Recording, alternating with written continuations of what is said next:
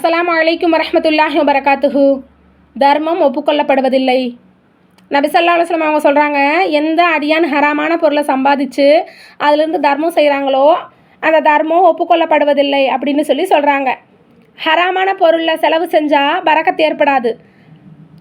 அந்த பொருளை தனக்கு பின்னால் விட்டு சென்றாலும் கூட அந்த பொருள் அவங்கள நரகத்துக்கு தான் கொண்டு போய் விடும் அப்படின்னு நபி ஸல்லல்லாஹு அலைஹி வஸல்லம் அவங்க சொல்கிறாங்க.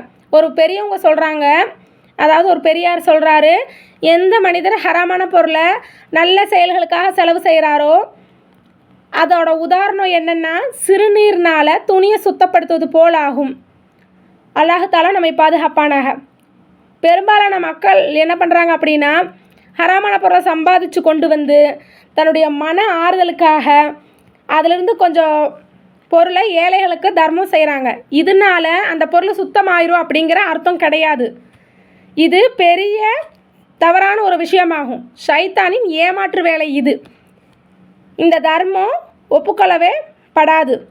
அப்படி இருக்கும்போது அந்த மீதி பொருள் மட்டும் எப்படி சுத்தமாகும்? அதனால் ஹலாலை எப்போவுமே கடைபிடிங்க. உங்களோட வீட்டில் உங்களோட தகப்பனாராகட்டும், சகோதரனாகட்டும், கணவராகட்டும், இவங்கெல்லாம் ஹராமான பொருளை கொண்டு வந்து கொடுத்தாங்கன்னா அதிலிருந்து கண்டிப்பாக சாப்பிடாதீங்க. ஹராமான பொருளோ, ஹராமான உடையோ, ஹராமான உணவோ நீங்கள் சாப்பிடும்போது உங்களோட துவா கூட அல்லாஹ் தஆலா ஏற்றுக்க மாட்டான்.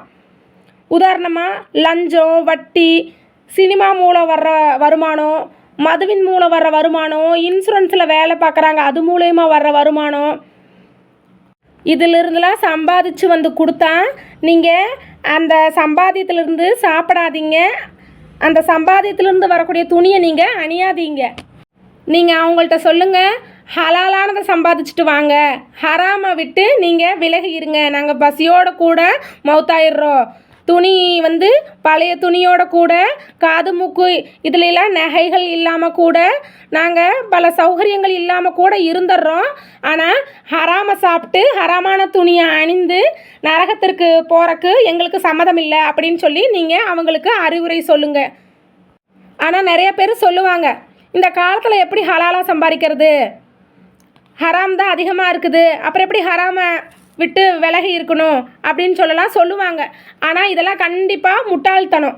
நம்ம ஹலாலை சம்பாதிக்கணும் அப்படின்னு முதல்ல நம்ம மனசில் நினைக்கணும். அப்போ தான் அல்லாஹ் தஆலா நமக்கு ஹலாலான சம்பாத்தியத்தை கொடுப்பான். கண்டிப்பாக ஹலாலான சம்பாத்தியம் அப்படிங்கிறது கொஞ்சமாக இருந்தாலும் கூட அதில் அல்லாஹ் தஆலாவோட பரக்கத்து நிச்சயமாக மிக அதிகமாக இருக்கும்.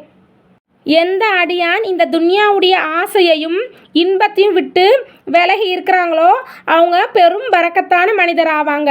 அதனால் இன்ஷா அல்லாஹ் இந்த துன்யாவுடைய ஆசையை விட்டு விடுங்க, மறுமையின் பக்கம் உங்களுடைய கவனத்தை செலுத்துங்க. எனவே இன்ஷா அல்லாஹ் அல்லாஹ் தஆலா எனக்கும் உங்களுக்கும் கிருபை செய்வானாக. ஆமீன். அல்லாஹ் போதுமானவன். அஸ்ஸலாமு அலைக்கும் வரஹ்மத்துல்லாஹி வபரகாத்துஹு.